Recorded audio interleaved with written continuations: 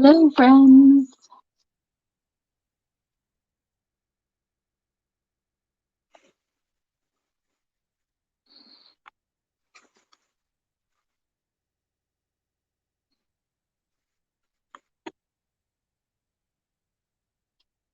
Okay.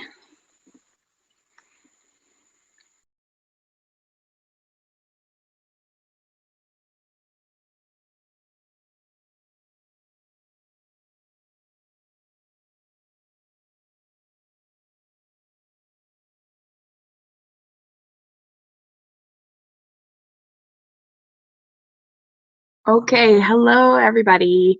Today is day 5. Today is a big day. We are doing fold over elastic and picot elastic to your heart's content. So we are going to do a whole bunch of different ways of applying fold over elastic. So that no matter if you're a beginner or you've been using it before, hopefully you'll find something that is helpful for you. I've also got Stephanie helping me today, and she's going to be hopefully, as long as everything goes according to plan, she's going to be able to put details into the video of the stitch length and width and type that I'm using as I do the different methods for application. So we are going to start with the picot elastic because there's really only one way to put that on as far as I know or that I'm used to. And then after that, we will go to all of the different fold over elastic techniques. So, Stephanie, you've got your little hi banner on. I don't know if you know that stuff. But that's okay. Anyway. Okay, so here we go. So if you're just joining us, if you've not watched the first 4 videos, we are in the middle of our Underneath It All Another Garment skill building so long, and we are working our way through starting from selecting a pattern to making pattern adjustments to making style adjustments. Yesterday we did waistband elastic, the wide 40 millimeter or 1.5-inch waistband elastic, and today we are focusing on more of the typical lingerie elastics, which is your fold over elastic and picot.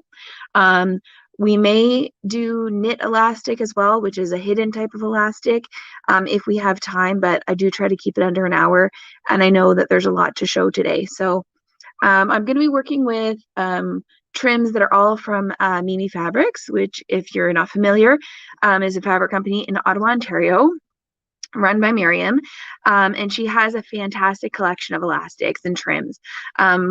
Possibly one of the best that I've seen, certainly in Canada. And she also has lots of really fun and unique ones. So not only does she have the breadth of different types, but lots of colors and unique versions. So without further ado, let's get going. Okay, so I'm just gonna flip my camera around. Hopefully I don't lose myself again. And I think what we'll start with is so like I said, I'll start with the picot, and then we're going to just do a quick tour of the different types of fold over elastic before we get into actually sewing them. Okay, so let's just flip the camera around so you can see my machine.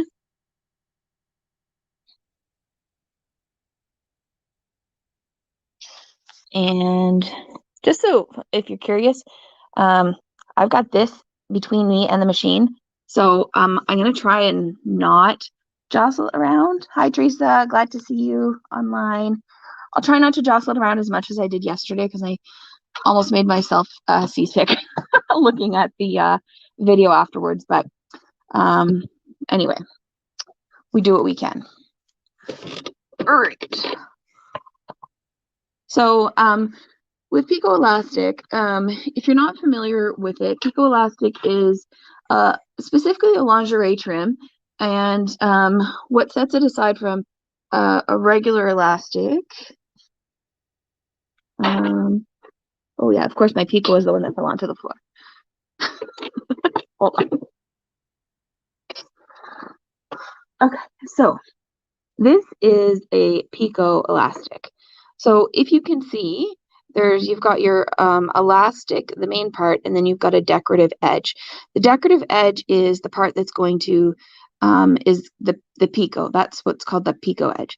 It's typically very stretchy. It's typically fairly lightweight, the ones that I've seen mostly.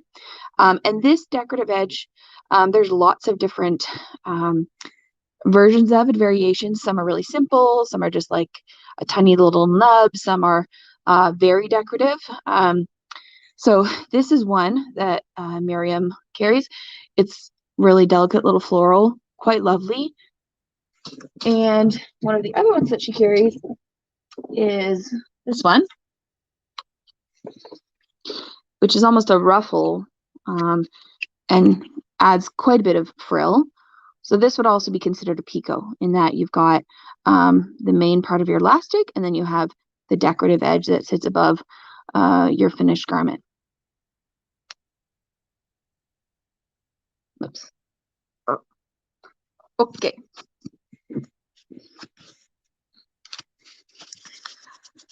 So picot. So I'm going to demonstrate. Whoops. See, there we go. Already I'm smashing into things.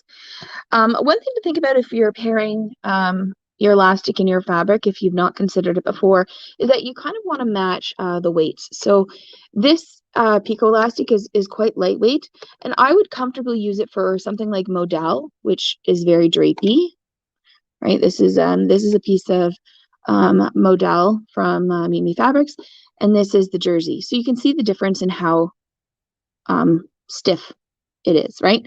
I would use this for either one of these. When you get into some of the heavier, thicker or bigger fold over elastics, I'm not as inclined to use them for something like the modal because you're just going to feel that extra bulk. And you certainly can use it. There's nothing saying that you can't, but you may find that the feel of the garment feels a bit disjointed when you've got something really lightweight with a trim that's too heavy. Okay, so again, I am sewing in a contrast thread. If you are, if you're worried about it showing, when you thread match, you are going to, it's going to be a lot more clear, or sorry, it's going to be a lot more blended in, and the stitch will disappear. So again, just remember that I'm using contrast so that you can see it on the machine, on the video, but you would use something that coordinates. Okay, sorry, you think I could get better at that about not knocking it, but alas, we can't. Okay, so for picot elastic, what you're going to do is you're going to be stitching this on in 2 passes. Okay, so the first pass, what you're doing is you're lining up right side to right side, so you can decide which side you prefer. Typically on elastic, sometimes there's a right side and a wrong side, sometimes there is not. On this one, I think that to me this looks like the right side. You probably can't see the detail in the film. I'm not sure if it's clear enough, and to me that looks like a wrong side, but honestly it's pretty minimal difference. So I'm going to set myself up with a zigzag, just a 1-step zigzag, and I'm going to use a 2x2. So 2 length and a 2 width to sew this on the first pass. Okay. Oftentimes, so we're going to talk about it more when we do the fold over elastic, because I'm going to actually demonstrate on the Kiki briefs that I used yesterday. But if you are sewing in the flat, you're going to want to start with a leading edge of your elastic. I just find it's easier to control that elastic. Now you want to be either right up to the edge or a hair over. Okay, if you are new to sewing elastic, don't get ambitious and try and sew a hair over the edge. Just stay comfortably on the edge of your fabric. Only because it's easy, again, to wander off if you cannot see or you're not used to feeling where that edge of fabric is, okay? So let's put this under the needle. And so again, I've got right side of elastic to the right side of my garment.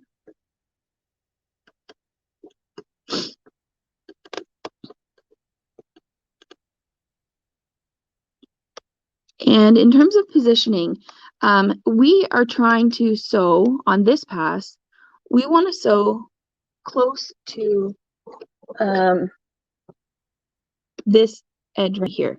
Okay, because this pass is going to dictate how much of the elastic shows up above the edge of your garment. So you don't want to be in the middle. Ideally, you'd like to be right up so that the left swing of your needle is right below the picots. Okay, you don't want to go into the picot because then you're gonna it won't turn nicely. So you're aiming for right in there. All right, so let's again with elastics, I like to use some extra thread tails, and I'm going to start with just a few anchor stitches.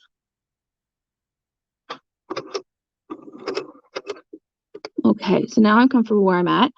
And with picot elastic, just like fold over elastic, you want to give it a very slight stretch. Now, depends on your elastic, how stretchy it is.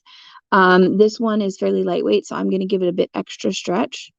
And if you watched yesterday, we talked about if you're applying stretch here, you want to make sure that you're holding your elastic at the back, or else you run the risk of pulling too much tension on your needle. So here we go.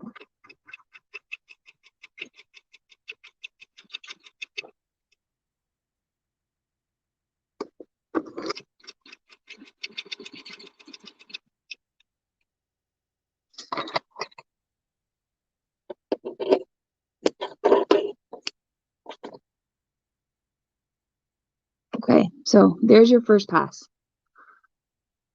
Now what we're going to do is flip this. And you can see that because I've stayed nice and close to the edge of the picot, when I flip this up, all that shows is that decorative edge. Okay, now you can, if you like, if you want to press this, you can go to the iron and press it. You don't have to, but you want to make sure that when you're sewing your second pass, you're not letting this edge roll up and cover the picot. Okay, so sometimes I just finger press it, and if I wasn't in a cold basement, then my fingers would actually have a bit of heat to make this work. Now we're going to do the second pass. I'm going to leave it on 2 by 2 for the second pass as well.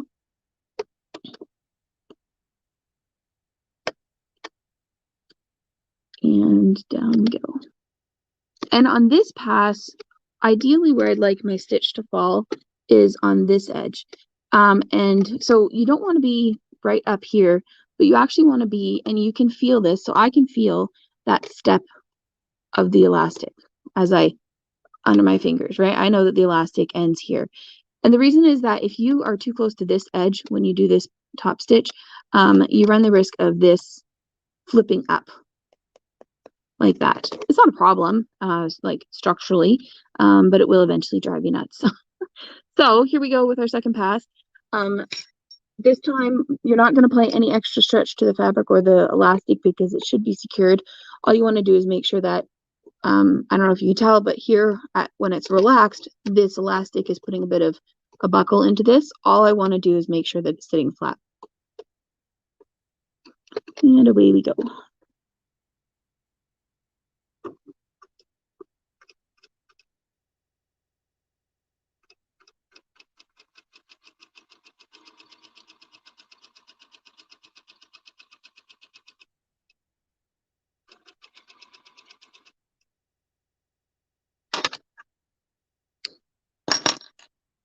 Okay, so now we have the finished front and the finished back.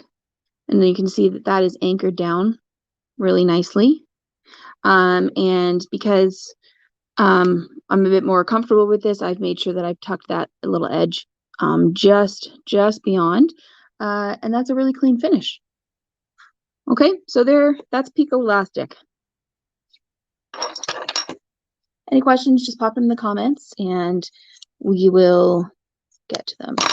And if you joined us yesterday, I talked about keeping a stitch journal, and I'm going to add all of these to my stitch journal because I don't have them yet. And I'll jot down onto here, I'll write single step zigzag and 2 by 2, and then I know what I've done. Okay, picot elastic in the bag. 1 down, about 15 more to go. Okay, so now let's talk about the different types of fold over elastic. There are your most common and then a bunch of specialties. So the most common that you're going to see is going to probably look something like this. This is sort of the most common fold over elastic that you find in most places. And it is a, you can see that it has sheen on one side and it's a matte finish on the other. It's usually a little bit thicker, and it does fold easily, but you do need to at least finger press it if you're not going to press it at the machine or at the iron. You can decide which side is the right side and which side is the wrong side. If you don't like the shiny, you can absolutely go ahead and use the matte as your finish. It doesn't matter, okay? The other thing to point out about fold over elastic, sometimes, not all, but I don't know if you can see that, but one side of the elastic is slightly longer or slightly wider, okay, of the fold over. That longer side is the side that you want to sew down second, okay? So whichever method you use, the second side that you fold over is going to be the wider, or sorry, it's going to be, I said that wrong. The wide side is going to be your first pass, okay? So, like I said, this is your typical fold over elastic. It does come in different sizes. Check where you're purchasing it from. It is whether they are listing it at its folded width or its full width. This is another one of the staples that you'll find at MimiFabrics, and it is possibly one of my, no, it's one of my favorite. This is the matte fold over elastic. So in comparison, it is a bit wider. Okay. It folds like a dream because it is a little bit thinner. You can also see that there is a difference in the width as well. It's got fantastic stretch and recovery. And it's part of the Soft Touch collection, so it is very, very nice on the skin. Even though it's a wider fold over elastic, I would be very comfortable using it with the modal, not just the jersey. Okay, so you could easily use this modal or jersey. Wouldn't make a difference. Okay, I'm just going to give you a quick tour of some of the other ones that are available because there's just a few things to think about if you've never used these elastics in person. This is the Aurora collection, which is a glittery, it's got a lurex, actually I'm not sure if it's lurex, but there's a metallic thread that is only on one side. Now, you may or may not want to use this for underwear, depending on how sensitive your skin is, because you can feel the texture of that shine. You could probably even hear it. And so if you have very sensitive skin or, what have you, then you may not want to use this, for example, at the leg holes where there's, very sensitive skin. That being said, it's a really nice weight. It is also soft touch on the other side, which means that it has a lovely, it folds nice and crisply, okay? But this is the Aurora collection. Comes in tons of different colors, like literally tons. This is a silver sparkle on orange. This is fuchsia on fuchsia. Tons of options for that. This is an older style. I'm not sure if it's going to continue to be stocked, but it is from MimiFabrics from quite some time ago. It is a heavier weight. It has a very crisp, I think this was called jacquard fold over elastic. It has some extra texture, but that texture is not rough on the skin. It does have sheen. You probably would not want to use the back side as the right side. It's skinnier than the matte fold over elastic, but it is not as skinny as your most common types. Okay, so I think that one was called the jacquard fold over elastic.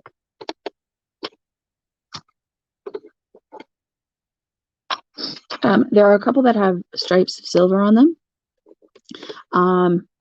that are really kind of fun. The stripe, once folded, is at the top edge. So if you're looking to add a little bit of bling, the color part, like the main color, is quite silky feeling. It's not soft touch, but it is very soft on the skin. I would say that it is softer on the skin because it's got this silky feeling than the classic fold over elastic like this. Okay, this one's still not as soft. This one also has excellent stretch, and you don't get white out of the silver thread when you stretch it, so you're not going to lose that decorative detail. So that's, I think it's called Silver Rail. Now there's two that are a little bit different than the rest in that they have, there's one that is it's a skinny fold over elastic, and it kind of has a built-in picot, which is kind of fun. So this is the elastic, and when it gets folded over, those little edges stand up. So there is a right and a wrong side. And these little decorative loops do have a preference as to which side they go. You can say they want to specifically stand up. So this is kind of like a combination picot slash fold over elastic, kind of fun. This doesn't add a lot of bulk like some of the other more frilly ones, but still adds a really nice texture. It is, I don't know if it is part of the soft touch collection per se, but it is a matte finish. This part is matte and the picot bit is satiny or shiny. Okay, so that one's fun. And then this is the last one. This is quite a nice beginner friendly one. And this one is the ornament. And this one has a the matte and the shiny threads create this subtle texture. Can't really feel it. But as looking at this, you can't, it looks a bit different, right? This one has a very crisp fold in it because it has a very slight picot edge. Okay, so this one, if you are somebody that likes to sew, once I've shown you all the different ways of sewing, if you like to sew in one pass, this is great for that because it wants to stay folded more than all of the other types. Very nice. I really love it. I think it'd be great on cuffs for shirts, collars, hems of shirts, all kinds of stuff like that. The only thing to think about is that you definitely want to match your thread very closely, and you are going to cover up a little bit of this with your stitching. Okay, it's not going to be dramatic, but the closer you can match your thread, the better. Okay, I think that's all the types. So now let me show you some ways to put it on. So there, if you, I'm going to start with sort of like from beginner to like advanced.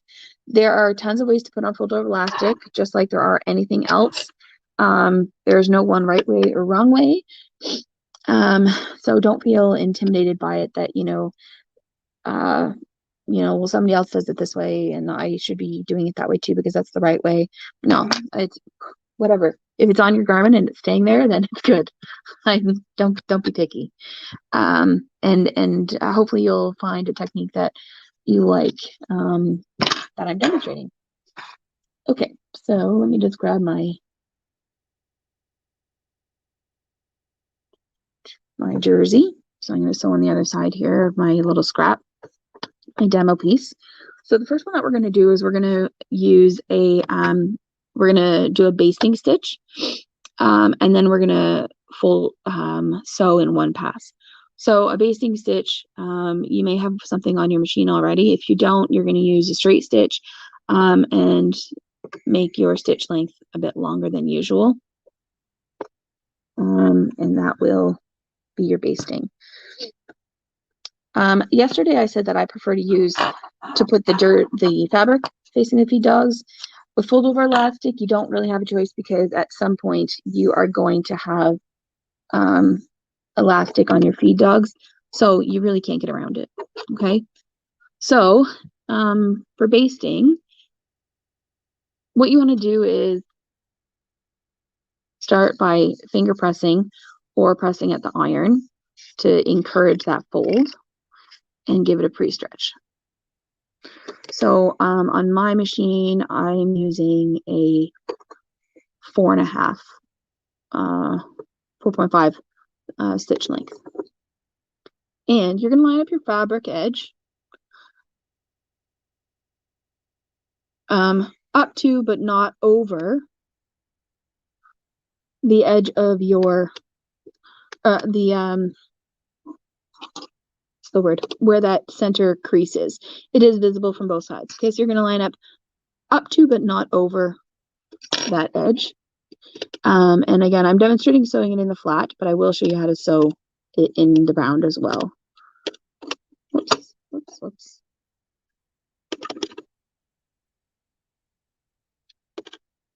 And my basting stitch is going to run pretty close to the cut edge, because I don't want to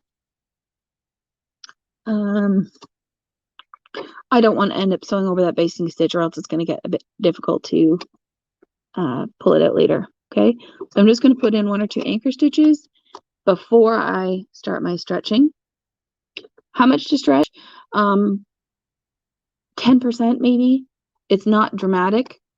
For example, this is my bed. I will say for this amount of finished length, I'll probably stretch that much. Okay, so we're not adding a ton, but you always want it to be longer, or else your underwear are going to fall down. Or sorry, you want your elastic to be shorter, or else your underwear are just going to mosey on down. Okay, so and then I just finger pin that. If you want to use clips, you absolutely can. I have never really bothered, because this is not how I learned. If you are wandering away from the center, don't get too worried, as long as you are not wandering to the right. Okay, if you wander over, your life is going to get more difficult.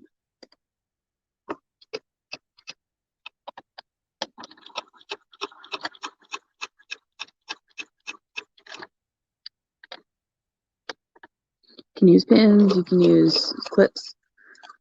Okay, so I've got the basting stitch in.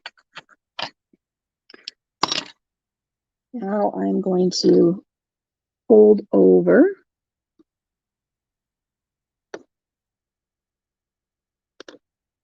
and switch myself to a single step zigzag, and I'm going to use that same 2x2. So 2 length, 2.0 length, and 2.0 width. You're going to want to go along and finger press this as well to make sure that it is folding where it's supposed to and not pushing up like this. Okay, so give it a good finger press and under the machine. So just like the final pass of the picot, we want to make sure that we are hitting this the left edge of the fold over elastic on this pass, because we don't want it flipping up. Okay, so pop this in the machine. I will also suggest, if you're new to using fold over elastic and it's your first garment, I would use a cotton lycra jersey, and I would use a wider fold over elastic. This is a skinny one. It's going to be harder because obviously you're working with a smaller target. Oh, by the way, this is the sparkle ribbing. If you've not used it, it's like my favorite ever.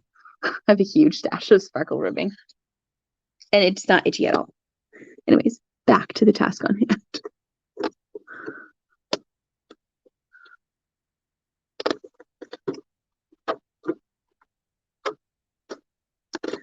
So I'm just making sure that my left knee will swing. Perfect. That's where I want it to be. Get myself going straight.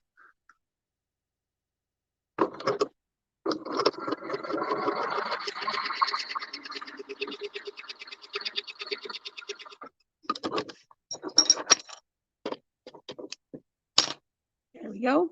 So now we're sewing on front, back, and now we can pull out this basting stitch.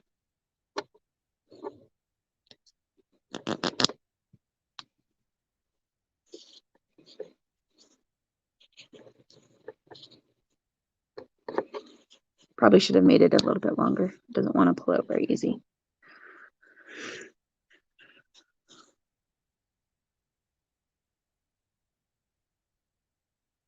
Yes, I definitely should have made it longer.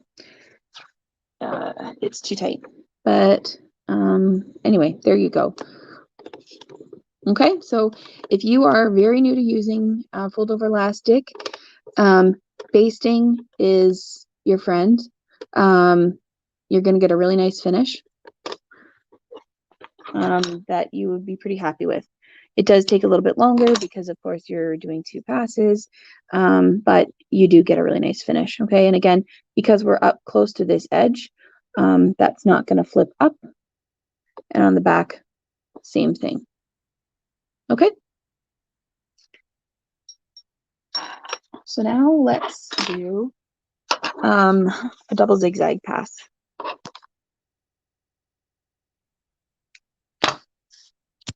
Oops. The only difference with this is that you are, you're going to, if you have something wider, like a quite a wide elastic, I like to do a double zigzag. I don't really know why. I think it's just what I've always done when I first learned how to use it. So I'm going to use the matte fold over elastic, which is a bit wider. And I'm going to cut myself a piece of jersey to work with.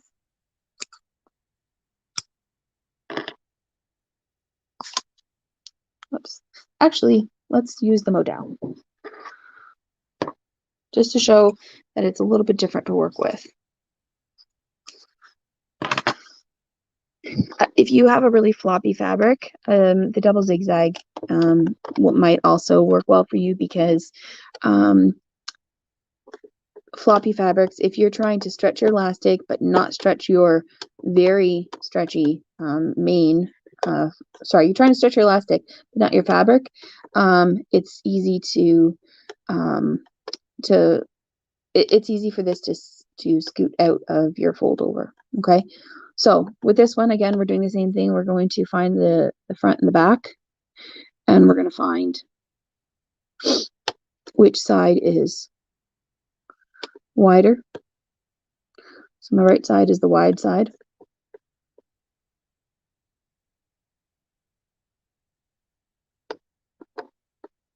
And we're going to line up our edge here.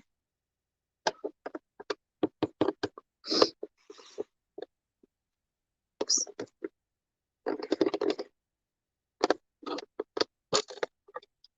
So I've still got a 2x2.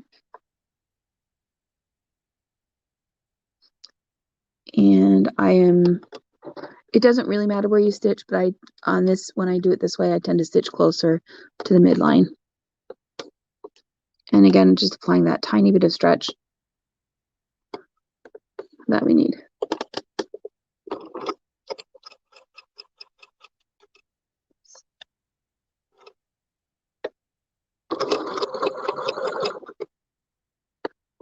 So as you can see, this modal wants to wander away a lot more than a more structured jersey. Okay, so if it's your first time using faux, save yourself some headache and don't use something like modal.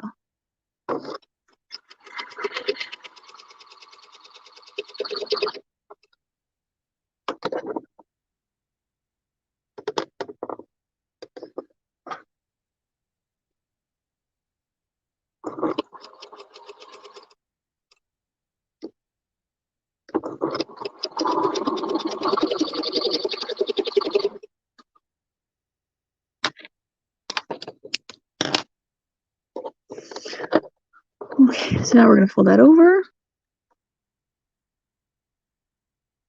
And the reason why you want the longer piece in the back is that when we fold over, we can't see this back edge. And when we're top stitching, it's quite likely that you will end up off of your elastic if you have the skinny side down where you cannot see it. Now you can decide if you want to use a 3-step or another 2x2. It's totally up to you.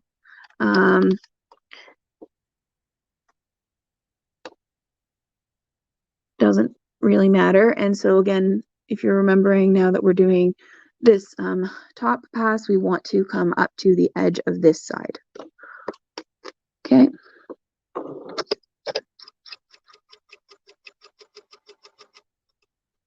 But hopefully not fall off.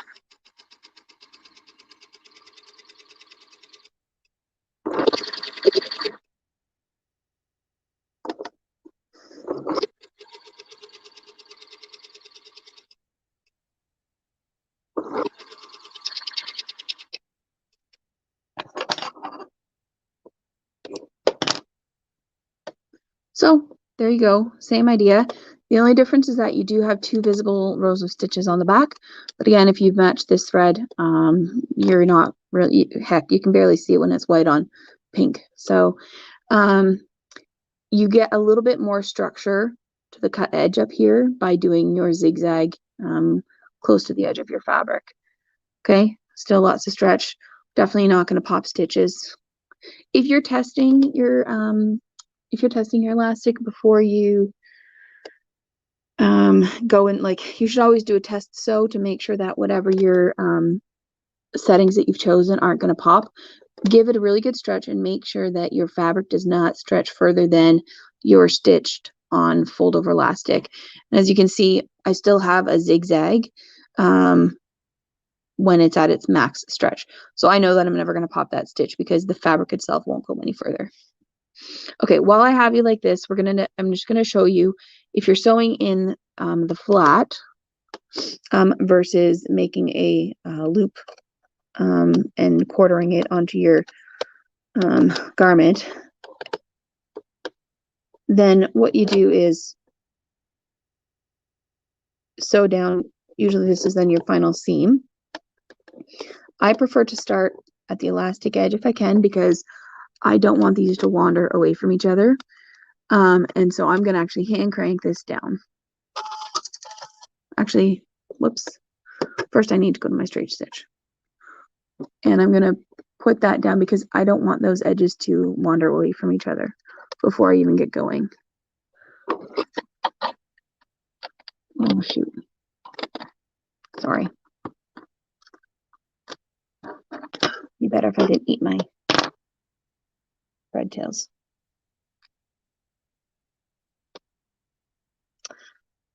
This is real life, folks. Let's try that again. I should have pointed out, if you are sewing in the flat, it's better to leave yourself actually a longer tail to work with so that when you go to sew the 2 edges together, you actually have something to hold on to. So I'm going to hold on to my thread tails, but if you give yourself a bit of extra elastic, that's even better. Again, pop down to get my first stitch. And whenever I'm stitching on elastic, I always hold on to these forward. And then you sew your seam.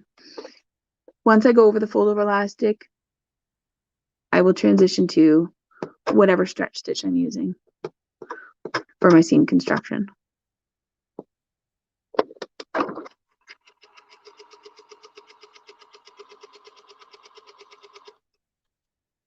Okay. We're going to trim that up a bit.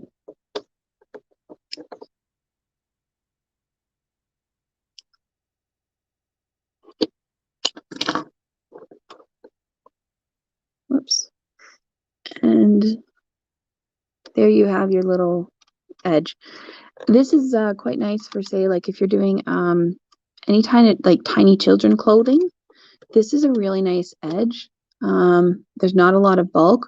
There's lots of stretch. And so the only thing you have to do now is do a bar tack or a few straight stitches. It really just depends on your preference. But if you've never done a bar tack is a couple zigzags and a straight stitch.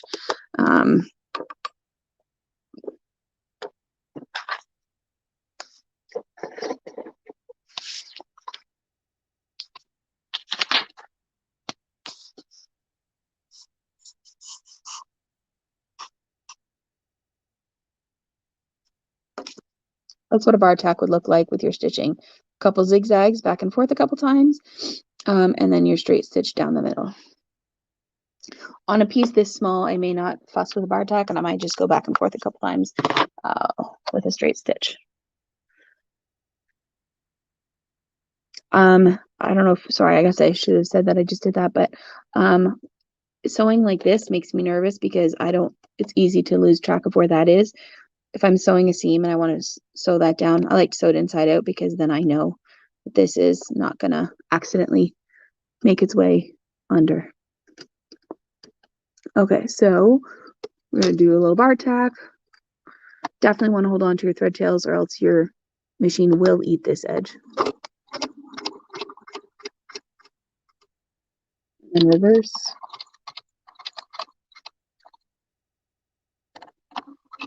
Oops. As you can see, it is a bit difficult on such a tiny elastic, but I've gone forward and backward. That edge is stitched down. It's not going anywhere. There you go.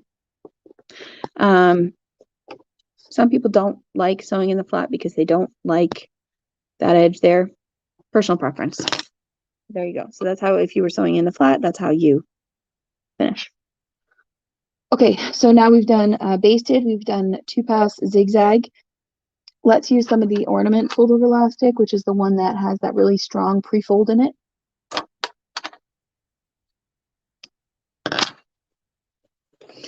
This would be an example of one that's excellent for sewing on a single pass.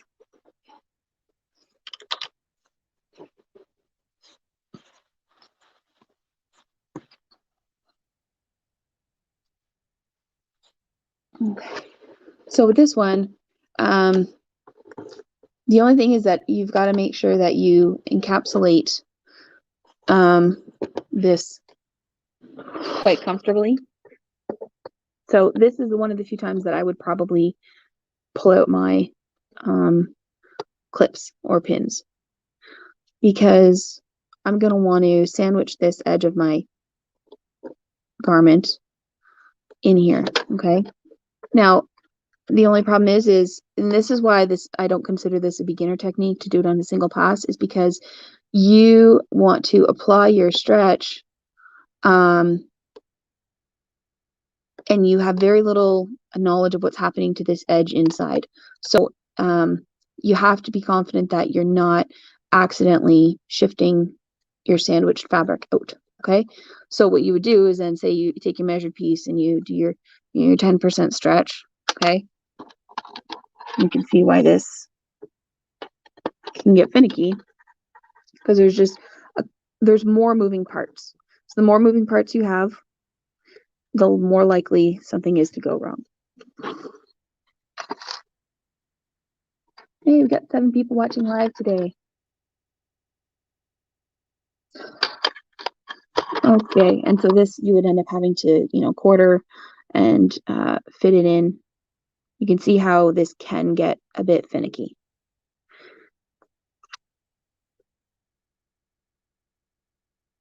And since I don't really use a lot of pins when I do trims, this is why I don't love doing it in a single pass. Just because honestly, it takes me longer because I've got to clip and pin this whole darn thing in. And that's just really, don't got time for that. It's fussy, but it is very clean. It's only a single stitch visible on both sides. So that may be something that really appeals to you. Depends on how fussy you are about the inside of your garment. Okay. So I'm gonna use a 2x2 to start, and then I'm gonna switch just to show you another stitch option when you've got some sort of decorative detail that you maybe don't want to disrupt. And again, this one does not have a longer side. They are the same. Okay, so you do have to make sure that you're not so far over that you're not going to catch the elastic on the back. That's a very common error. So I'm just testing the left swing. Perfect. I'm happy with where that's going to be.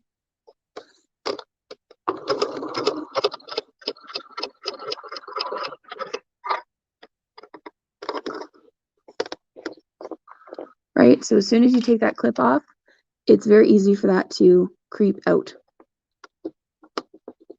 So make sure, double check before you sew, that hasn't left the building. Okay, so now I'm just going to switch. So that's if you're just using a 2x2, what's it called? Zigzag. Another option is to use a lightning stitch. You may or may not have a lightning stitch on your machine, but it actually has a little bit more, it's narrower, but still has a lot of stretch. It literally looks like a lightning bolt on your stitch selection. I've seen a lot of even very basic machines have a lightning stitch, so you may have one.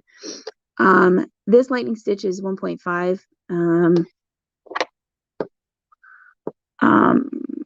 by 1.5. So it is going to be smaller, but still give you a lot of stretch. So if you are really not happy with covering up more of this motif, then you may want to try a lightning stitch.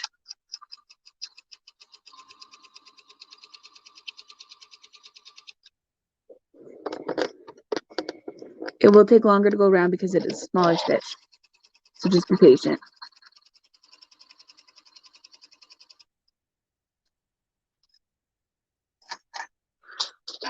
Okay, so you see the difference. This is a 2x2. I hope you can you see the white there still? A lot of shine. So that's the 2x2. You can see it covers up a bit of motif, but if it's in a matching thread, you may not really notice it. The lightning stitch, and this is a 1.5 of 1.5, it still has tons of stretch in it, but it's going to be skinnier. So that is an option. Okay, now this is one of the reasons why I'm not a fan of doing it in a single pass, because what's happening inside here is that this top edge of fabric is not anchored anywhere. Jersey edges that are cut like to roll. You may not care, but I don't know if you can see that jersey. You probably can't see, but I could feel it, that jersey edge is wanting to roll down. But it's a very clean stitch. So totally your preference, whatever you decide. Of course, you can also sew this on with a 2x2 zigzag on the back, and then flip it over. And when you do your top stitch, you use your lightning stitch to get that really narrow edge there. But anyway, just a few things to think about when you're using a single pass. The more structured your fabric is, like if you're using French terry, it's not going to roll nearly as much as, say, a modal or a jersey are, right? Because they will bunch up in this little channel that you've created a lot sooner than something that's more structured.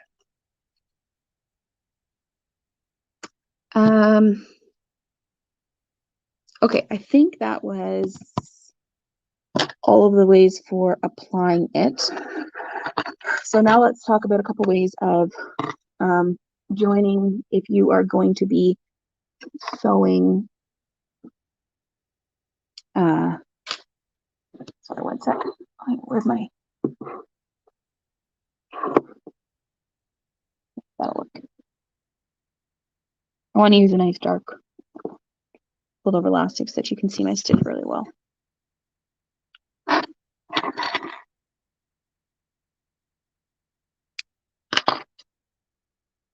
Okay, so now let's talk about joining edges. So if you're sewing in the flat, we've covered the techniques that you're going to need to do that. But some people prefer to not, if you don't like that edge on your finished garment that we had to bar tack down, then you may want to sew in the round. If you're used to sewing bands where you have to, measure your band, sew the edges together, quarter it, and line them up and then sew, this is sort of the same idea. But when we're working fold over elastic, it's got more bulk than a, once we sew this together, the elastic, it just has a little bit more bulk to it. So there's just a couple things to think about. So you're typically like about 10% less than your edge that you're sewing together. Or sorry, I didn't say that right. whatever the circumference of the opening or the hole, the edge that you're binding with this elastic, usually about 10% less, but it will vary depending on how stretchy this is, right? The matte fold of elastic is very stretchy. Some of the thicker ones, you do have to, you know, adjust. That's one of the reasons why sewing in a flat is helpful, because you get a sense of how much stretch the elastic is requiring as you apply it. If you're not used to sewing it on that way, I do strongly recommend get yourself a couple lengths of elastic and just practice sewing it on flat right off the roll rather than a pre-cut length. You're going to be more thrifty with your elastic, and you're going to get a really good hand feel of how much stretch you need to apply, so that you're not always relying on a cut chart for a finished length, because of course we know that different elastics are going to use have different recovery, which is that ability to snap back. Okay, so if you are sewing bands, I highly recommend that you give yourself a little bit of extra room, not just your seam allowance. The reason why is because elastic likes to stick under this. It just loves to get stuck under your presser foot. So make your life easy and give yourself something else to hold on to. Okay. And then you're going to go down on your seam allowance. We're going to switch over to a straight stitch, and you want it to be fairly short. So I'm just going to use a you get 1.5 or 2. And let's just check and see where we're at.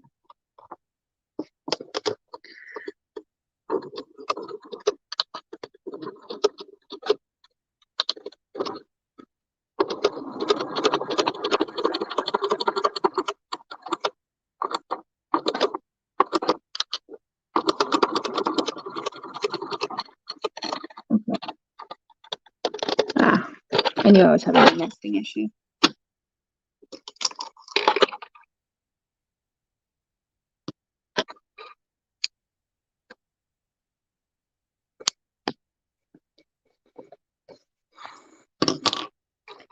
The nesting issues, I'm having a bobbin issue. If you were here yesterday, you saw a couple times I had to pop off and rethread this. I have a poorly wound bobbin in here, so it's giving me a bit of grief.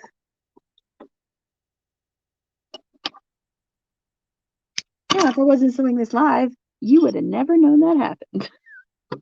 But I am. So there we go.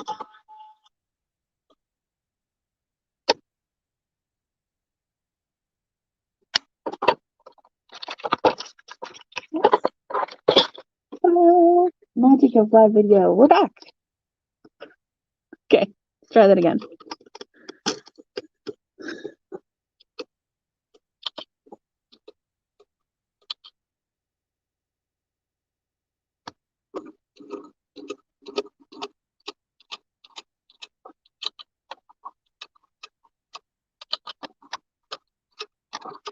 Okay. So we've sewn our fold over elastic together. Outer seam line. There's our band. We're ready to put it on our garment. Except that, so a couple things. So if you're using the matte fold over elastic, quite frankly, I think you could even just leave long tails and sew it on like this. No more stitching. If you're using any of the ones that are thicker, that have more bulk, you're going to want to consider trimming down the seam allowance.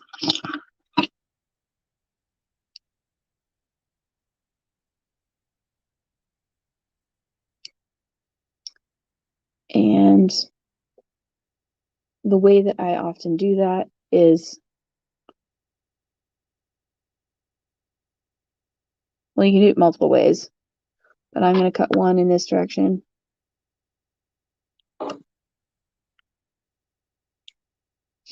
And I'm going to cut one in this direction. And now when I have to go fold this, there's not much bulk there. Okay.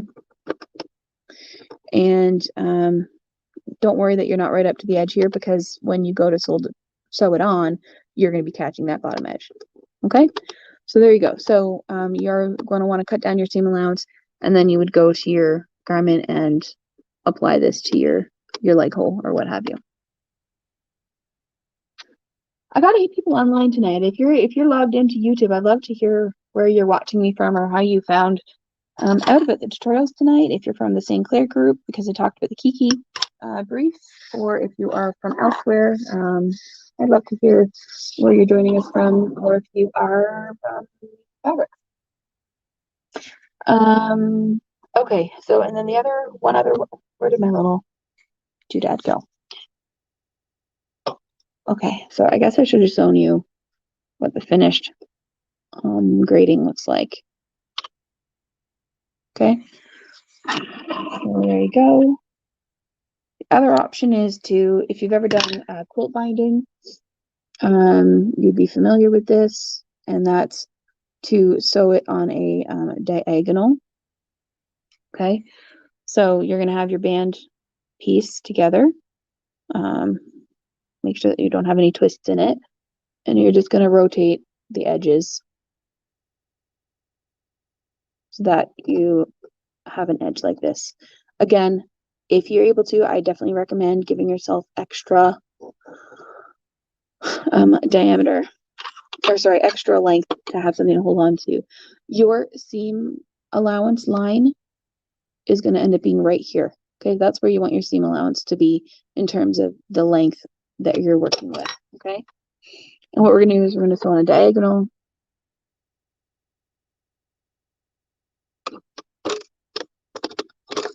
I still have my little straight stitch.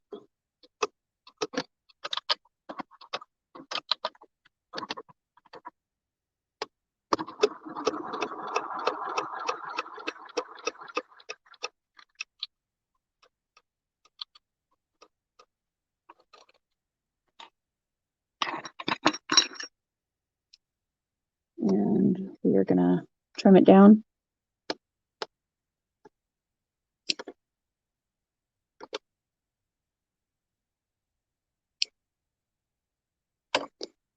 And you just want to also trim off the little hat.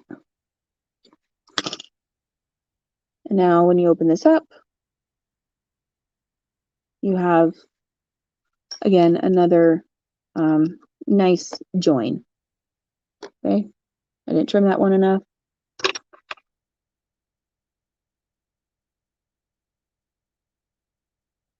Trim this one enough either.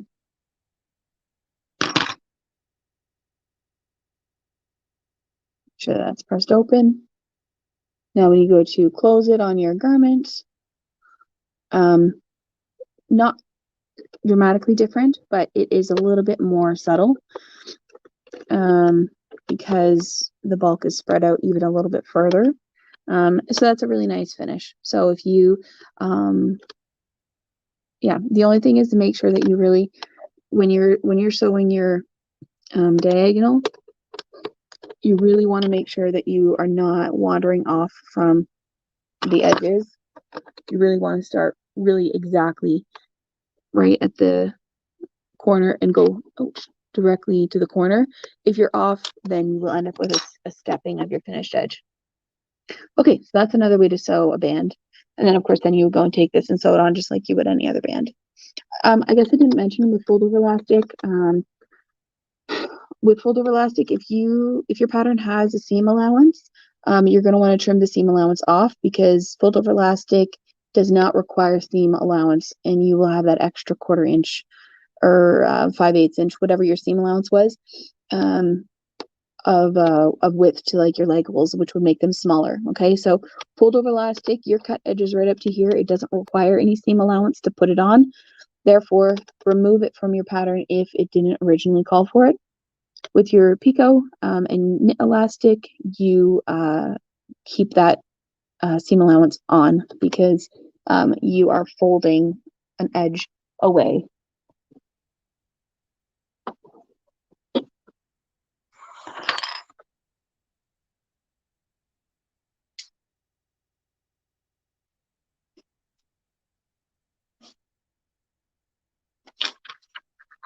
Sydney, Barhaven, that's outside of Ottawa, right? Or is that part of Ottawa? Sydney, Australia. That's awesome. What? It must be first thing in the morning over there, isn't it? Like crack of dawn.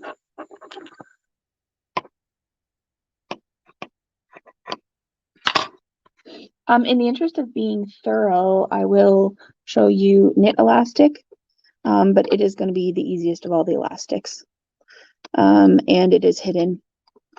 So if you don't have a pretty elastic and you just want to put plain old knit elastic in, then you absolutely can do that.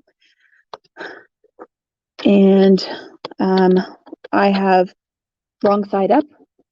The right side of fabric is facing my machine bed, and I'm just going to line up my elastic right up to the edge. And I'm going to stay on this side of, no, sorry, I'm going to stay on this side of my elastic while I sew. I'm going to use just a plain old zigzag. I'm going to go a little larger and do 2.5 wide and a 2 length.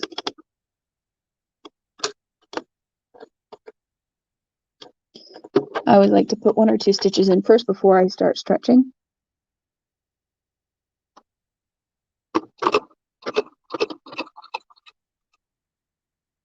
Now I start my stretch. Finger pin.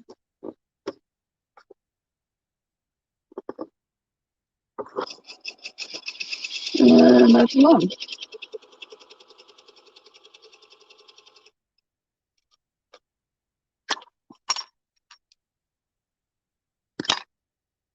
And now we're going to fold over. Oops.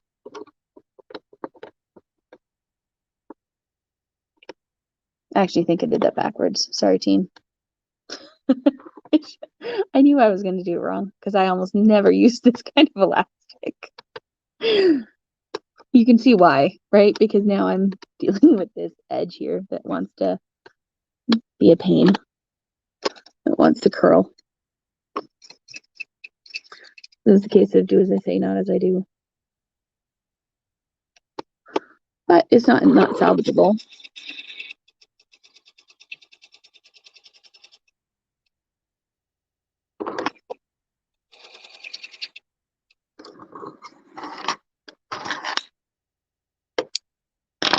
And there is what your knit elastic will look like. So it's going to have that crinkle of your fabric a little bit, and on the back you're going to see 2 rows of stitching. Again, you could sew this in one pass if you want to, but you have all the same issues that you do with sewing fold over elastic in one pass, making sure that you do not wander away. But it is not nearly as hard because you would be sandwiching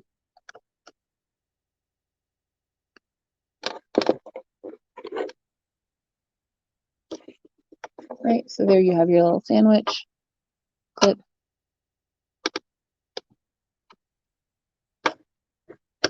Clip. Oh, sorry. Barrhaven is Ottawa, 11 a.m. Barrhaven is an Ottawa suburb. A lot of people actually think I'm from Ottawa. I'm not from Ottawa. Though I kind of wish I was an honorary member of the Ottawa Society. But I actually live in Mississauga, which is just west of Toronto, between Toronto and Oakville. Okay, so sewing in one pass. Again, it's not as hard as with the fold over elastic, but you just sandwich your elastic in there.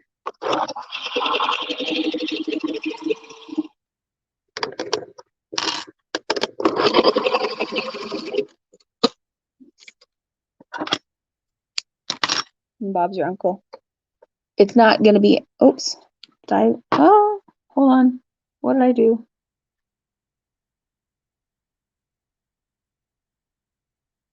Ooh, yikes-a-rama. Okay. I don't love doing single pass because you don't have, without that line of stitching up at the top, I don't know if you can see, just, I don't know, to me this looks a bit more finished. This is just, I don't know, for some reason that top edge looks a bit sloppier to me. Totally totally personal preference, both extremely functional. Okay. I'm trying to think what else I was going to cover tonight that I haven't covered already. We are at an hour and 6 minutes, so I think I am going to I was going to demonstrate sewing the Kiki briefs together. I had sewn them up yesterday. I sewed the gusset yesterday, but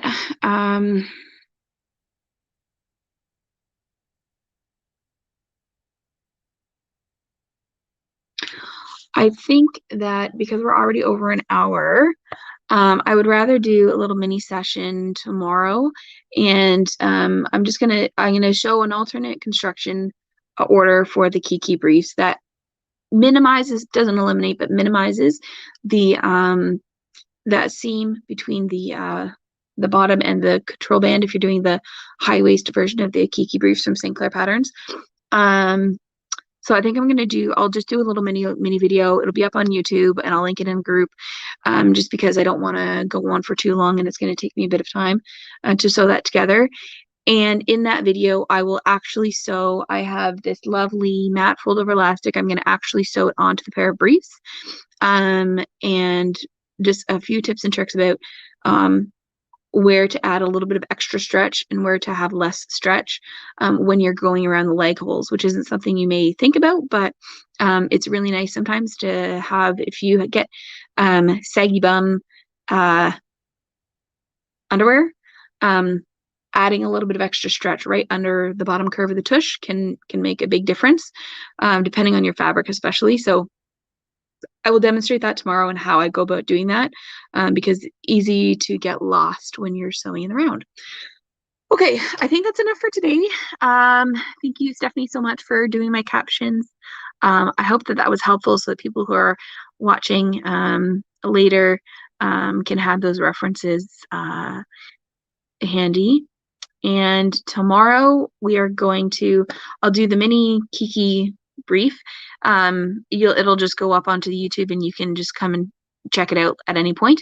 And then I will, tomorrow is our last class session, and I'm going to be doing lace mostly, and bum ruching. So when we did the pattern modifications, I showed you how to adjust your pattern for like a decorative bum ruching, which is similar to the look that the green style lift leggings has. Sorry, I'm watering off the edge of my thing. And it's just a decorative thing. I'll show you how to sew lace appliques as well as lace for the band. So either for the legs or for the waistband, how to use lace for that. So yeah, I think that's it. I'm glad to have some chatter today. I'm not talking to myself, and we will see you tomorrow. If you haven't had a chance to look at the other videos 1 through 4, go check them out. There's lots of great information. And as always, if you are part of the So Let's Talk hosted by MimiFabrics and Poppy Monroe Facebook group, and you're looking for tutorials, I really love doing tutorials. Live is my jam. I could probably learn how to record them and then edit them, but if there's a technique that maybe you've seen on a garment that I've made that you'd really like us to put together, then message me or put it in the comments in the Facebook group, and we will get on it, either myself or Stephanie or Tanya or Miriam. So have a great night and have a good day tomorrow, and I will see you same time, same bat place. All right, take care.